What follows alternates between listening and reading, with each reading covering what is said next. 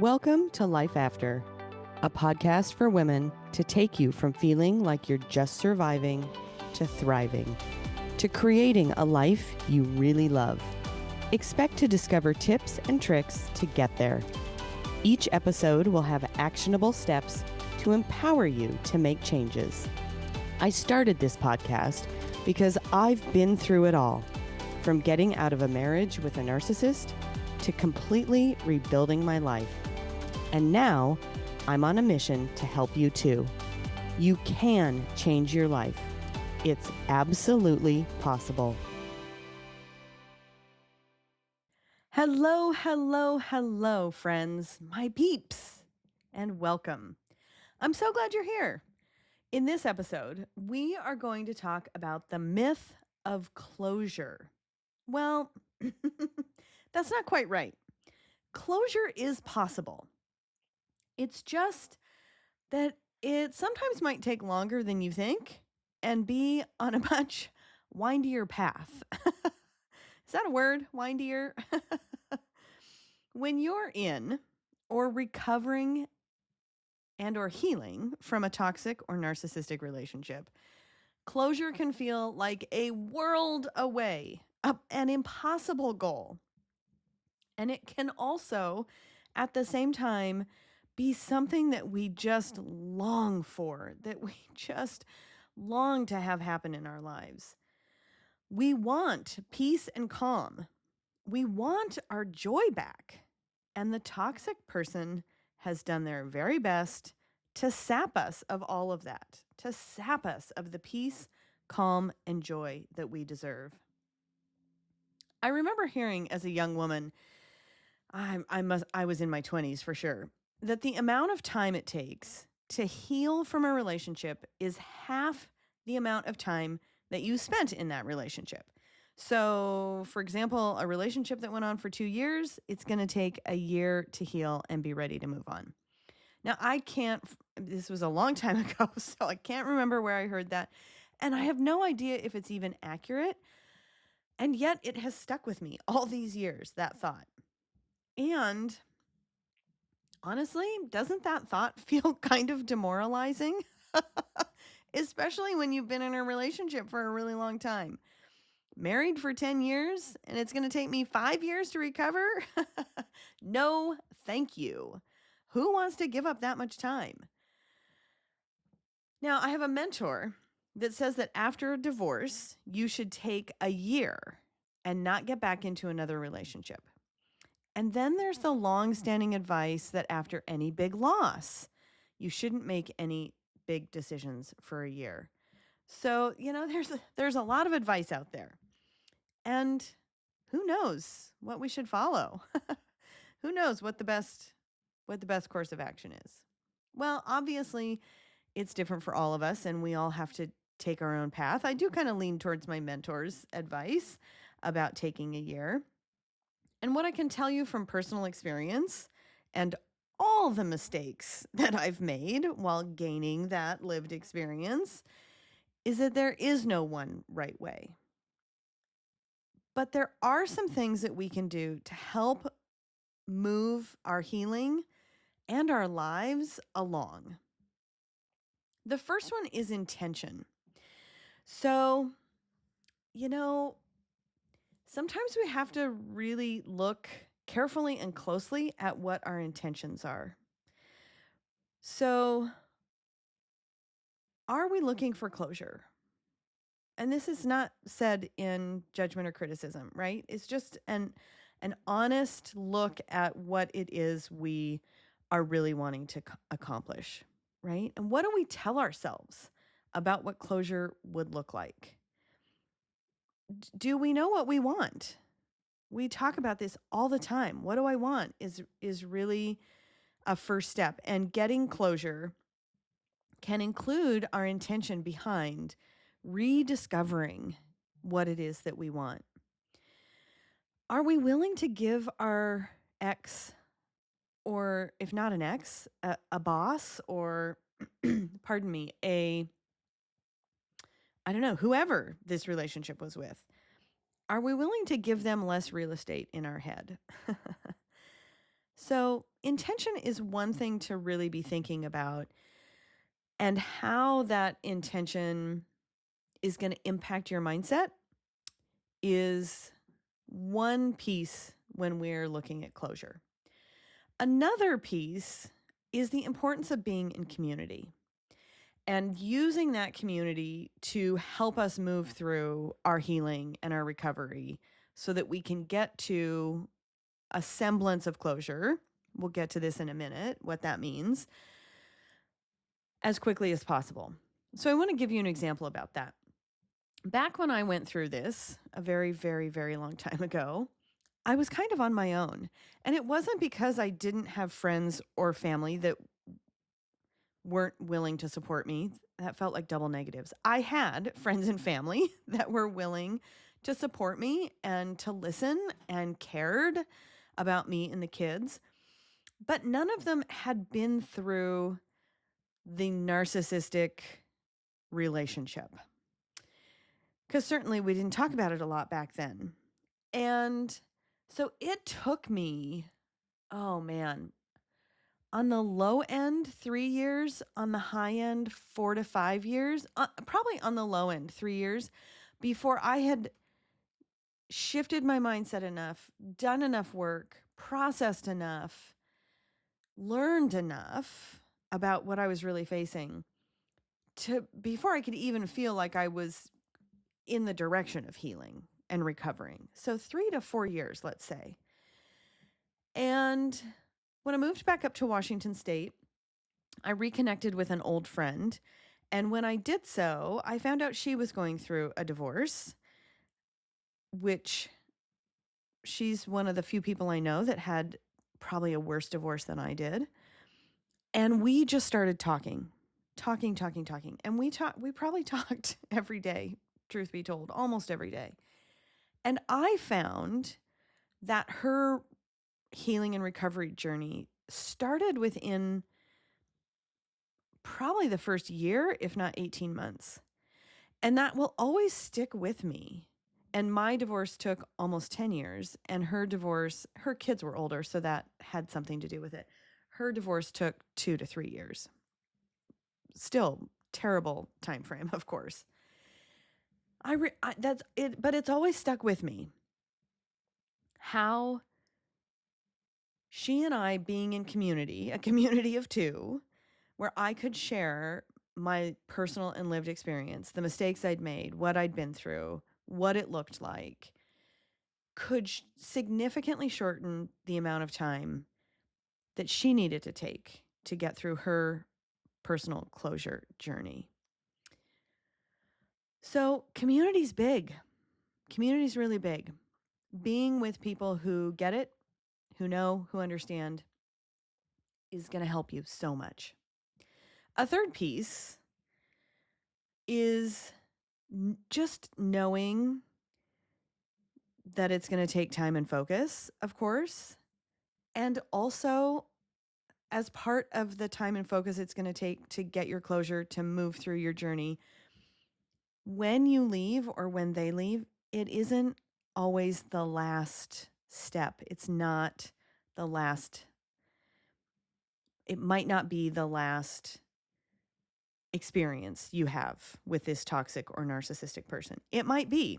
For example, when I left my job from the narcissistic boss, that was it. I was done. It was good. I had some other residual things to deal with, but I never had to deal with her again. On the other end of that scale is what I experienced in my divorce, which is post-separation abuse. And there's a post-separation abuse wheel that Tina Swithin of One Mom's Battle has put together. I'm going to try to put a link in the show notes. I'm not certain I'll be able to do it right based upon the copy that I have. Just know that it comes from Tina. And so for some of us, thinking that we're ending their relationship, or it's being ended for us, in my case, and that we'll have closure, it doesn't always work that way. It often takes more time and focus than what we anticipate. All right. We're going to take a quick break. And when we come back, we're going to chat about some tips about how to move forwards towards closure so that you feel confident moving on with your life. All right, I'll see you in a minute. Are you finding yourself struggling in a relationship and wondering if you're dealing with a narcissist?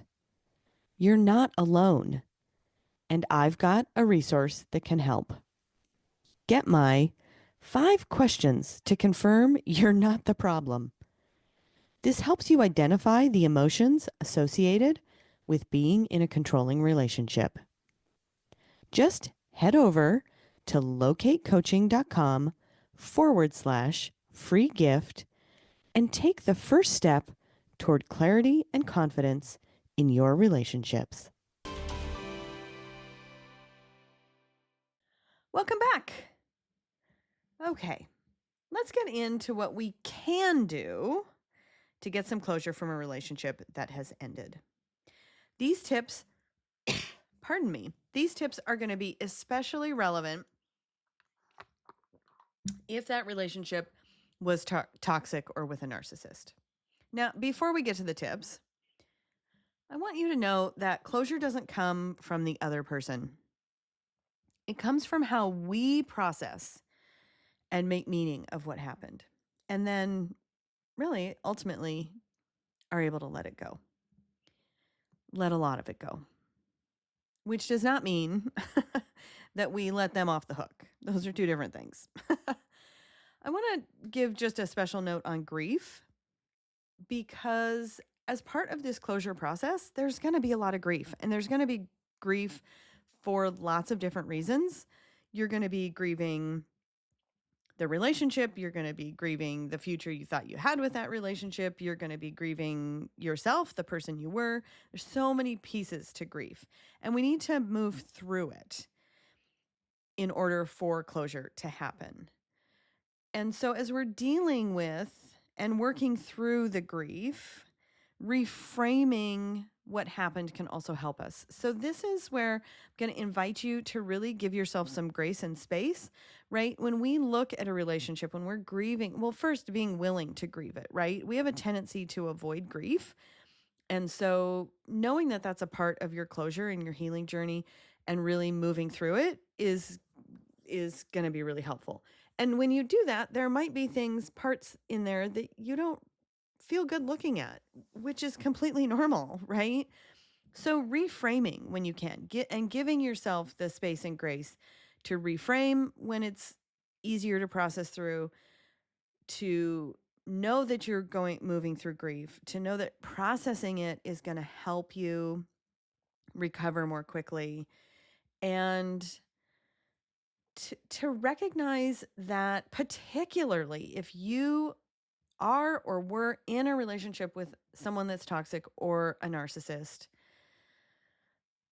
there are things that we do to survive those relationships.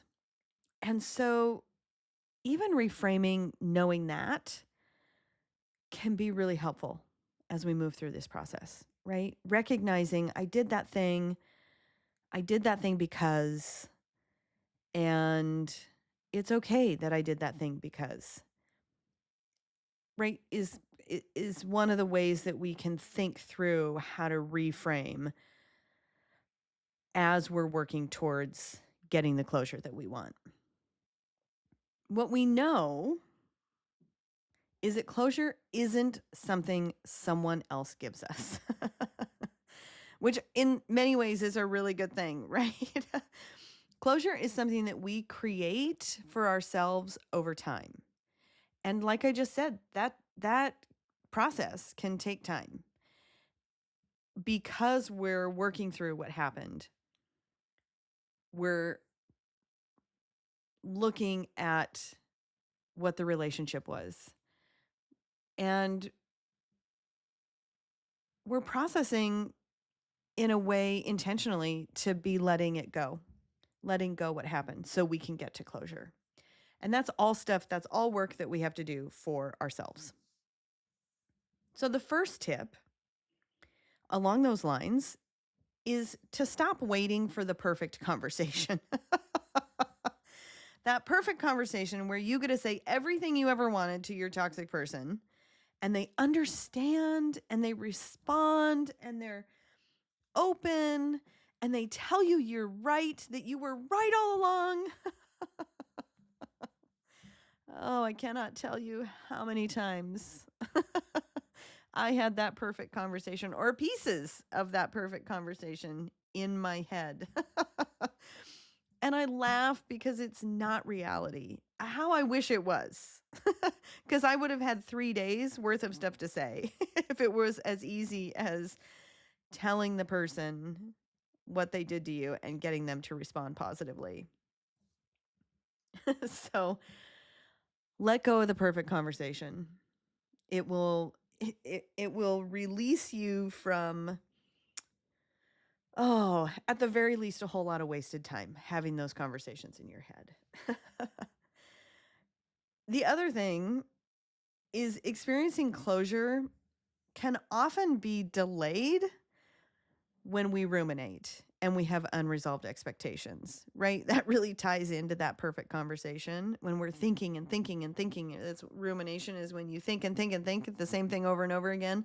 Or for me, I believe fundamentally that there's always a solution, right? And that it might be out of the box and it might be different than what we think it is, and it might challenge us, but that there's always a solution to a problem, right? So you can imagine what the rumination in my head was like, thinking that there would be a solution to this problem. And I'm here to tell you that that's one of the biggest things that keeps us stuck, is waiting for that one conversation, waiting for the opportunity, waiting for the moment. Even if we know in our head it's going to take 3 days to get all the way through the conversation, we wait. When's it going to happen? When am I going to get, I'm going to say what I need to say, and what's going to come from that is I'm going to get the apology. I'm going to get the explanation for why they did what they did. That moment when everything finally makes sense. Yeah. So stepping back into reality, man, I I remember feeling so desperately wanting that. And so when we step back into reality, what do we do when that perfect conversation never happens? When it never happens, when we realize, when we recognize that there isn't even an opportunity for it to happen. Well, we look at our expectations. Because when we have expectations, especially ones around closure, it can really mess with us. I have a quote in my office, and I can't remember where I got it from, but I think I actually had a friend give it to me once while we were still in California.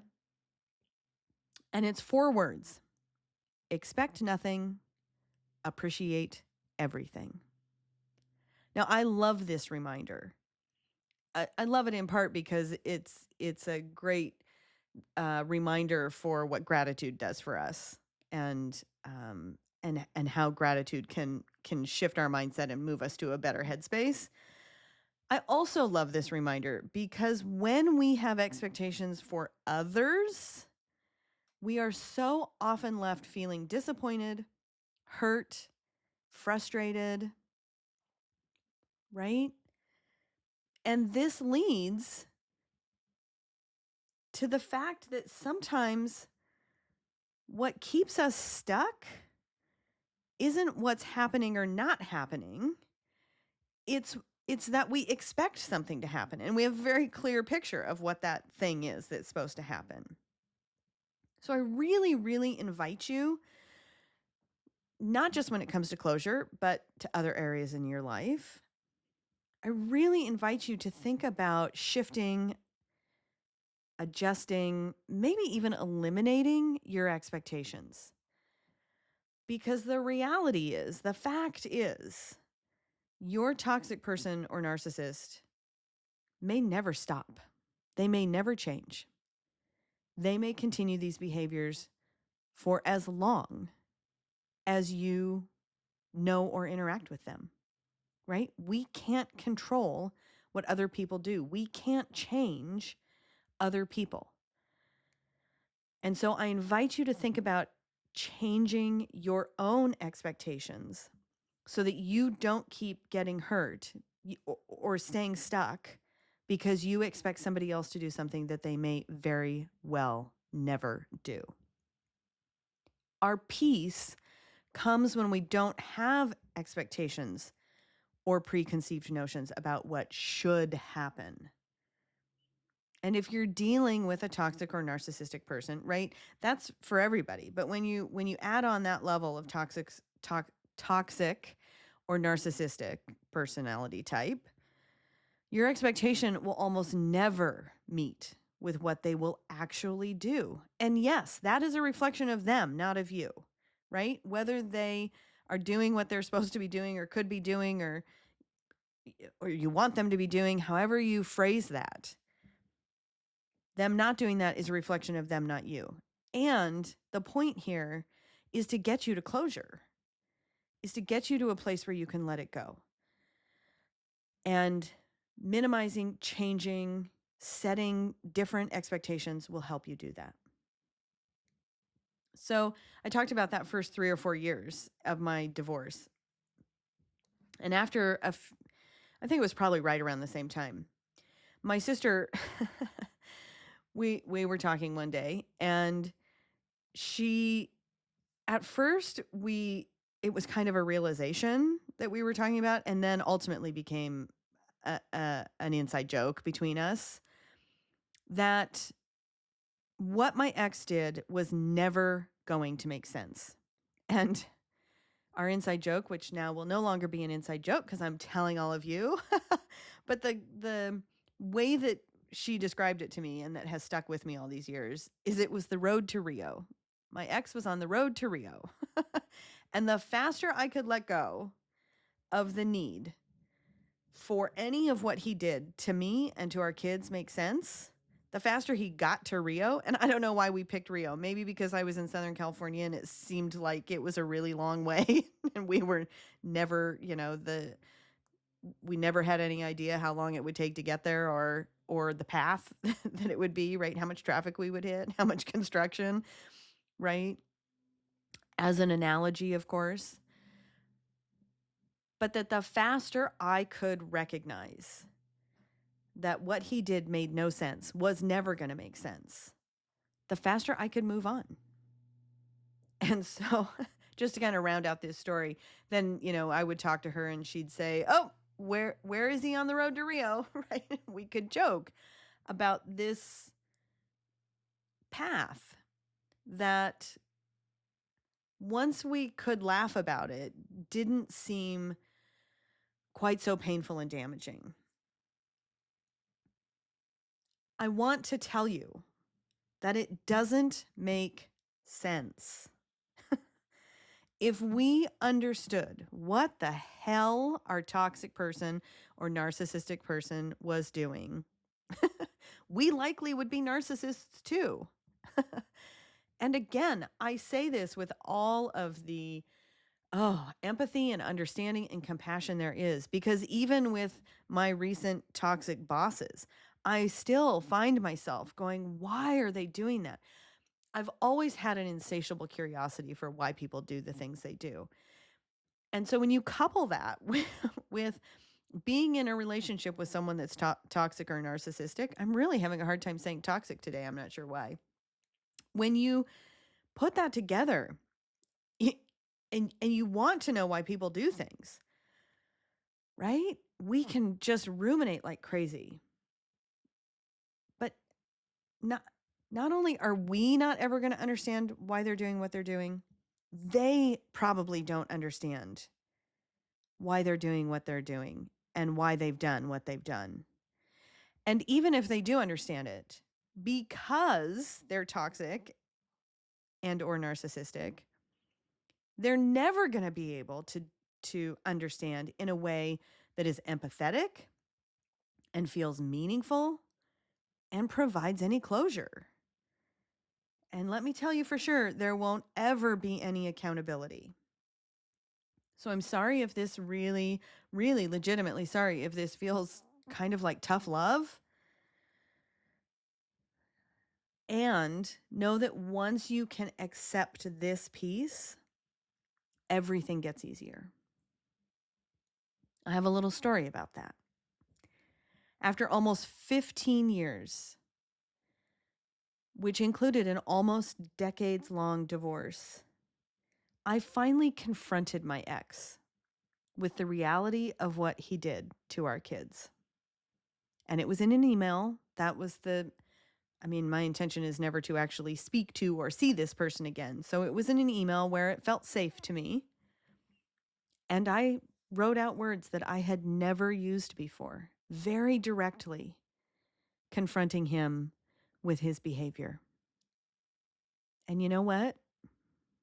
15 years later, that was just divorce, and since we've been split up. That's not while we were married. This 15 years doesn't count while we were married. He still blamed them and blamed me for what had happened. He was still the victim in his own mind and his own story. 15 years later, more like 25 when you think, or almost 30 when you think about if you include our relationship. And because of that, because he still believes he's the victim, which of course is so that's exactly what a narcissist does. He refused to take any responsibility for why his kids don't have a relationship with him. It has nothing to do with me. It has everything to do with him. And while it would have been, and that was 2 Christmases ago, last Christmas, I can't remember. I think it was 2 Christmases ago. So 18 months ago. So I was still, after everything I know, after everything I teach, after everything I do, how actively I've been through this process, I still hoped that he would come back and be accountable and acknowledge and take responsibility. Now, what I can tell you is it didn't sink me when he didn't. There was a time where it would completely have sunk me to try to get any of those things from him. And while it would have been nice for him to do that and to get some closure around that specifically, the gift was that it reminded me exactly who he is. And I'm so grateful that I can put the question to bed about whether he should be a part of our kids' lives when they're adults. And that's their choice, obviously. And so while I didn't get the closure that might have been nice for him to be responsible, getting that reminder provided some closure in a way I didn't expect. I tell you these stories because I hope that my lessons and my mistakes, they're often my mistakes, will resonate with you, and that you'll hear them in a way that helps you move through something similar. Now, keep in mind that waiting for them to give you closure keeps you connected to them. And the one thing that we really want is to move away from them. And the one thing that actually gives us closure in a way to do that is to be less connected to them. And in part, that's so that we can move our healing along. So this next thing I'm going to say, I really love, because, and it's probably because I've spent so much time in real estate over the years. And I'm sure you've heard me say this before. Reduce the real estate in your head, in your brain, in your mind that you allow this person to take up. The less space they have, the easier it is to move forward and focus on things in your life that are meaningful to you. So much of what we experience in life is nonlinear. right? And closure definitely fits that pattern or lack thereof as it may be. Closure is a process. We don't go from step A to B to C to D to E, right? If you look at Elizabeth Kubler-Ross's research on grief, that shows us that we can experience every step of the grief in any order, and often and easily might come back to a step and revisit it, and maybe repeatedly, right? So getting to closure inevitably means dealing with grief, right? Those two things are intricately intertwined with each other. And as you move towards closure, expect waves, not a straight line. Expect maybe squiggles. And that's going to be part of when and how you're dealing with the grief, as well as the closure piece, and then how they're connected. We cultivate closure over time, especially when we really are actively practicing that last tip of giving our toxic person or our narcissist less and less real estate in our brains. Now, sometimes that's easier, like with my boss, my two narcissistic or toxic bosses back to back, right? Once I left the environment, the first boss, it was much harder to do because I felt so sideswiped by her, right? Worked for her for 3 years, and then out of the blue, the relationship, and ultimately I felt like I had to leave my job in like 6 or 8 weeks, right? Maybe 10. I mean, it was crazy. So it took me a little more time to stop ruminating over what would be that perfect conversation or questions, right? I really had questions like, what the hell happened? The in the case of the other boss, I saw it coming a mile away. And so it was much easier. I did my processing while I was there, and it was much easier. So for someone that you've been married to a long time, or you've been in a relationship for a long time, or that's an intimate partner, right? Giving them less real estate in your mind is going to take more time. So give yourself the space and grace to do that. Now, we talked about this.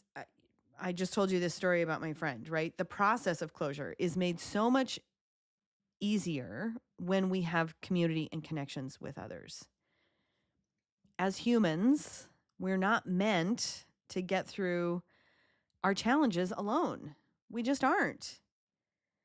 And that's a big reason why I continue this podcast, the Life After podcast community, because being understood and heard helps us move through the waves better. And it helps your brain and your body start to settle and find closure. Now, obviously, this podcast, I'm the one doing all the talking, but that's why I just said, I hope that in hearing my experience, you feel more understood.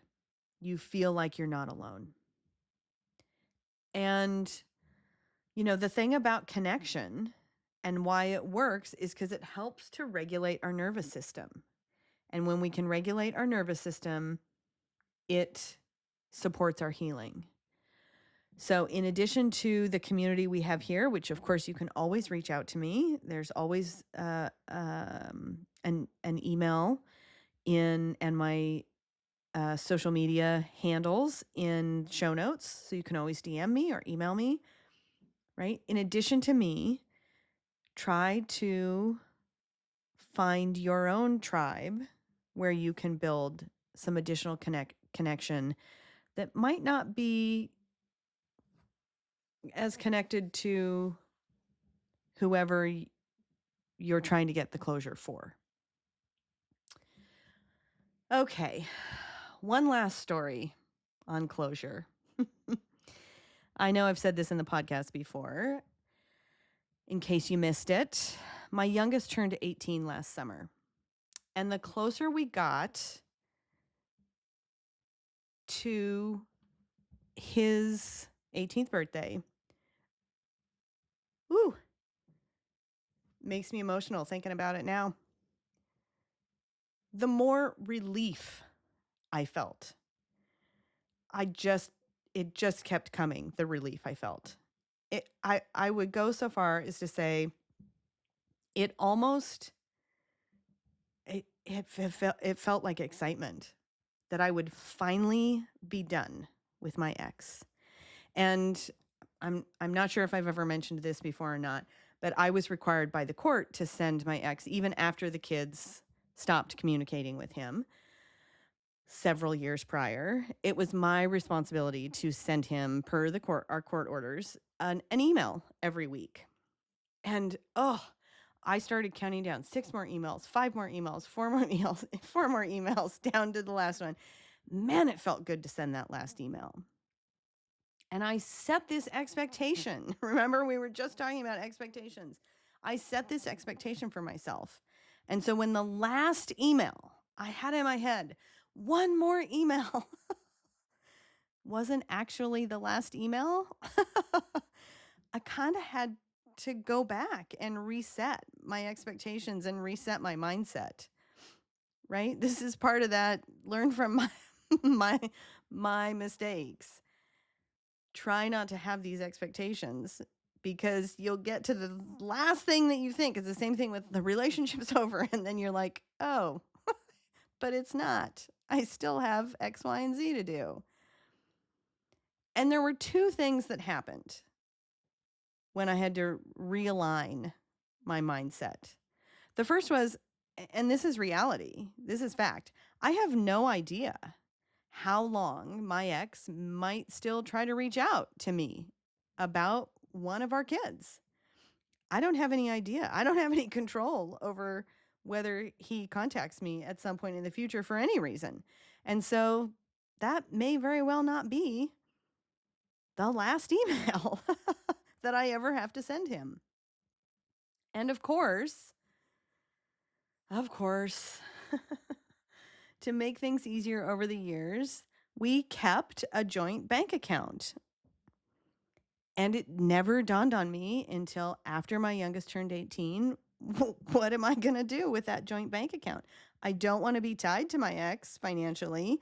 I don't want my name on an account that he theoretically, I mean, at this point, I don't think he'd do that, but theoretically could, tank the account somehow and ruin my credit. Like, so I was trying to figure out how to get off the account. Well, my bank is a major bank. I won't mention any names, and they won't let me get off the account, which seems completely ridiculous because I am not the first divorced person who doesn't want to be connected to their ex anymore. But they have told me their policy is that he and I have to be in the same room, signing to removing me from the account at the same time. Well, of course, that is the most ridiculous thing you've ever heard, isn't it? So I'm trying to get off of it. Can't get off of it. Trying to get it closed. Well, it was originally his bank account. So I don't feel right about closing an account that was originally his, right? Still, after all these years, I don't want to create conflict where then I have to deal with something. And so I emailed him several weeks after our youngest turned 18. And he's told me he'll do it. He's committed. He will get it done. He will get the account closed because if I can't remove me, he can't remove me. Right? And it's been, I have to tell you, almost a year since I've asked him several times to close that account. It'll be a year in late July. And our kids are both adults, and he still has a connection to me. And after all these years, what that means is he still has some control. And the mere fact that I'm saying all this confirms he's still got some control. And man, do I hate that. I hate that. I just despise that. Because whether I close the account or not, which I'm going to do because I don't want to be tied financially. To me, that's like one of the worst ways to be tied to someone. I still have that little lingering voice in my head that says, I may be asking for trouble. I may be inviting trouble by closing that account. But he won't do it. He'll never do it because it allows him to keep the door open, to keep a very small connection, and to control me. Now, I didn't really intend for that story to take as long as it did or for me to give as many details. And because of that, some of you might find that story that I just told a little bit strange, or it might seem like I'm kind of suspicious or paranoid or nitpicky or controlling myself. And if that's the case, that's okay. What that tells me is that maybe any toxic or narcissistic relationship you've been in has maybe not been an intimate relationship. And I cannot tell you how happy I am about that. Truly, truly, truly. The fewer people that have to be in relationships with narcissists, the better.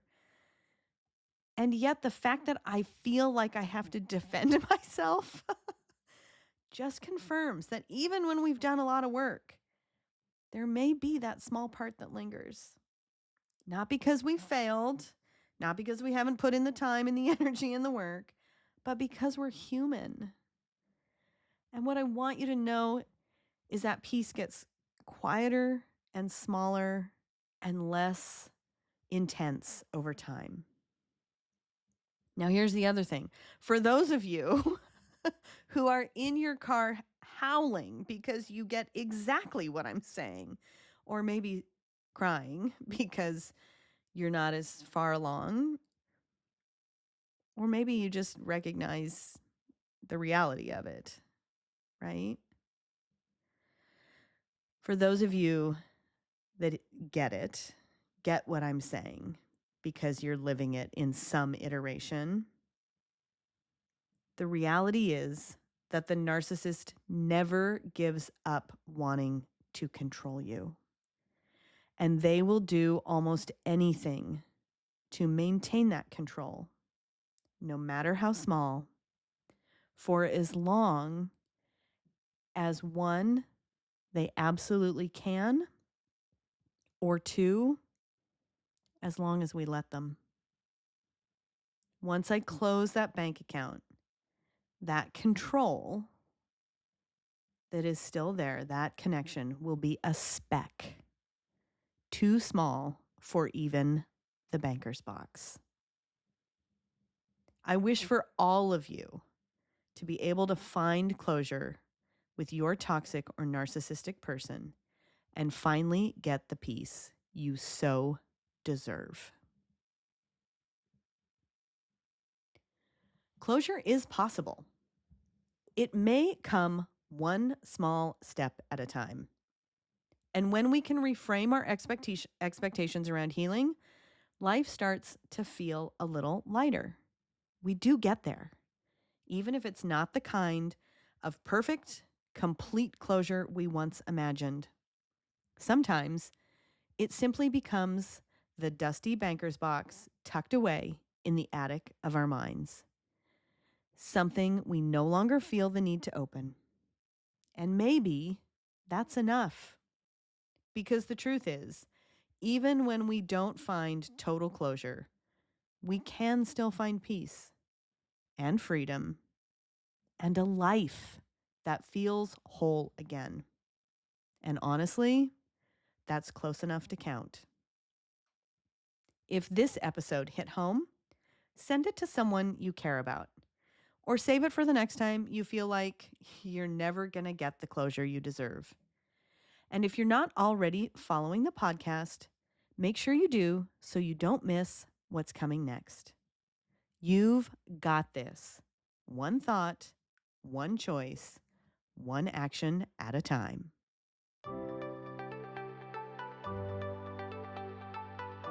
As we wrap up, here's the thing.